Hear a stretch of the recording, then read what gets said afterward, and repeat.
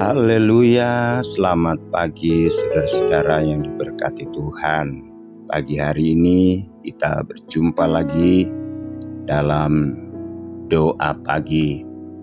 Mari kita mengambil waktu untuk bersaat teduh dengan Tuhan. Kita berdoa sebelum kita mendengarkan firman Allah. Bapa di sorga, Bapa dalam nama Tuhan Yesus, kami bersyukur kepadamu Bapa karena Engkau sungguh baik. Pagi hari ini kami boleh ada, kami boleh bangun dengan tubuh yang sehat. Ini semua karena kemurahan dan kebaikan Tuhan. Terima kasih Bapa, Tuhan sudah melindungi menjaga kami sepanjang malam. Pagi hari ini Tuhan, sebelum kami beraktivitas lebih jauh di sepanjang hari ini, kami mau datang kepadamu Tuhan. Terlebih kami mau mendengarkan firman-Mu, karena firman Allah adalah pelita bagi kehidupan kami.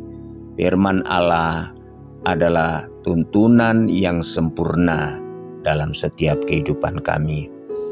Tuhan urapi kami semua dan berfirmanlah Engkau Bapa, dalam nama Tuhan Yesus Kristus. Haleluya. Amin. Puji Tuhan saudara, pagi hari ini ayat firman Allah yang akan menjadi renungan kita, saya ambil dari kitab Injil Matius. Injil Matius pasalnya yang ke-25, kemudian kita akan membaca ayatnya yang ke-41. Demikian bunyi firman Tuhan. Dan ia akan berkata juga kepada mereka yang di sebelah kirinya, enyahlah dari hadapanku, hai kamu orang-orang terkutuk. Enyahlah ke dalam api yang kekal yang telah disediakan untuk iblis dan malaikat-malaikatnya. Haleluya. Puji Tuhan saudara-saudara. Kalau kita melihat firman Allah ini judul perikopnya adalah penghakiman terakhir. Kalau kita berbicara penghakiman terakhir, berarti tidak ada lagi penghakiman berikutnya, terakhir. Nah, kalau kita berbicara penghakiman terakhir, saudara-saudara, di mana kita akan dipisahkan, ya, dipisahkan. Kalau hari-hari ini kita masih hidup bersama-sama, bergaul bersama-sama, berjemaat bersama-sama, kita belum kelihatan mana yang sungguh-sungguh dan mana yang tidak, mana yang serius dan mana yang tidak, mana yang mengasihi Tuhan dan mana yang tidak mengasihi Tuhan. Sepertinya masih belum ada perbedaan. Satu waktu dalam Injil Matius juga ketika para pekerja-pekerja melihat di dalam kebun itu, saudara-saudara, ketika mereka menabur gandum, ternyata tumbuh juga, saudara-saudara, lalang di antaranya. Kemudian pekerja-pekerja katakan, apakah kami akan mencabut saja lalang-lalang itu? Tapi Yesus katakan jangan. Sebab ketika kamu mencabut lalang itu, mungkin gandum akan ikut tercabut. Biarlah mereka hidup bersama-sama. Nanti pada hari terakhir, pada hari penghakiman, baru akan terjadi pemisahan. Saudara-saudara, inilah yang dimaksud oleh Tuhan. Ya, inilah yang dimaksud oleh Tuhan. Terjadi pemisahan di mana Tuhan akan memisahkan kambing dengan domba.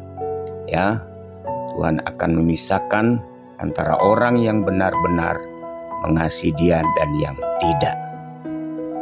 Saudara, kalau kita melihat dari ayat-ayat ini, saya jadi teringat di dalam Injil Matius pasalnya yang ke-7 ayat 21. Bukan setiap orang yang berseru kepadaku Tuhan, Tuhan akan masuk ke dalam kerajaan sorga, melainkan Dia yang melakukan kehendak Bapa-Ku yang di sorga. Saudara, mereka yang dipisahkan ini kemudian dibuang ke satu tempat, yaitu di mana iblis berada, ya. Di mana iblis berada. Mereka ini adalah orang-orang Kristen, tetapi dalam kehidupannya mereka adalah orang-orang Kristen yang hanya teori, hanya nama mungkin, ya, kelihatan bergereja, kelihatan ke gereja, kelihatan anak Tuhan, mengaku orang Kristen. Tetapi saudara-saudara, kalau kita lihat di dalam ayat selanjutnya, kenapa mereka dilempar ke dalam tempat yang disiksa? Kenapa mereka dilempar ke tempat di mana iblis berada?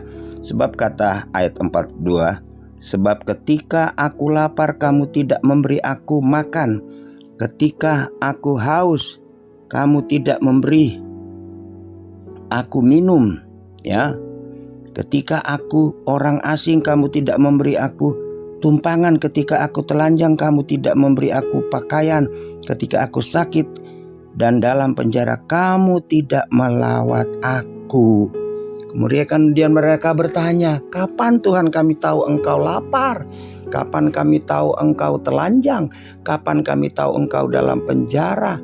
Kapan kami tahu engkau haus? Yesus katakan, apa yang kamu perbuat kepada salah seorang dari saudaraku, dari muridku ini yang paling indah, berarti kamu sudah perbuat untuk aku. Nah, saudara-saudara, kalau saya melihat orang Kristen ini yang dibuang ke tempat sama-sama dengan iblis adalah orang-orang Kristen yang hanya teori saja, hanya nama saja, ya. Tapi mereka adalah orang-orang yang tidak melakukan kehendak Bapa. Matius 7 ayat 21 katakan tadi, tidak setiap orang yang berseru kepadaku Tuhan, Tuhan akan selamat, tetapi mereka yang melakukan kehendak Bapa-Ku yang di sorga. Pagi hari ini saudara, saya ingin membawa kita di dalam Injil Yohanes. Injil Yohanes, salah satu perintah Tuhan yang saudara-saudara paling penting dalam kehidupan kekristenan, yaitu di dalam Yohanes pasal 14 ayat 23. Di situ dikatakan, saudara-saudara, jawab Yesus, jika seorang mengasihi aku, ia akan menuruti firman-Ku, dan Bapa-Ku akan mengasihi dia, dan kami akan datang kepadanya dan bersama-sama dengan dia. Nah, saudara-saudara, kemudian kalau kita baca lagi dalam Yohanes pasalnya yang ke-15, Yohanes 15 ayatnya yang ke-12, dia katakan begini, inilah perintahku, yaitu supaya kamu saling mengasihi seperti aku telah mengasihi kamu.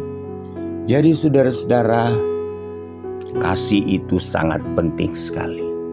Sebab ketika kita mengasihi Allah, ketika kita mengasihi Tuhan, maka saudara-saudara, firman Tuhan, perintah-perintah Allah yang lain otomatis akan kita lakukan.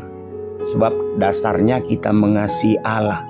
Tetapi ketika kita tidak mengasihi Allah, ketika kita tidak mengasihi Tuhan, maka saudara-saudara mustahil perintah-perintah Allah yang lain, firman Allah yang lain kita dapat lakukan.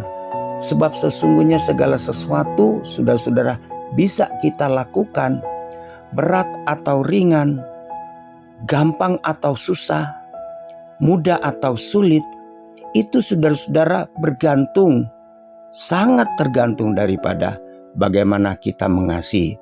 Kalau kita mengasihi Tuhan, kalau kita mengasihi Allah, tidak ada barang yang sulit yang dapat kita lakukan. Tidak ada sesuatu yang berat yang tidak dapat kita lakukan ketika kita benar-benar mengasihi Allah.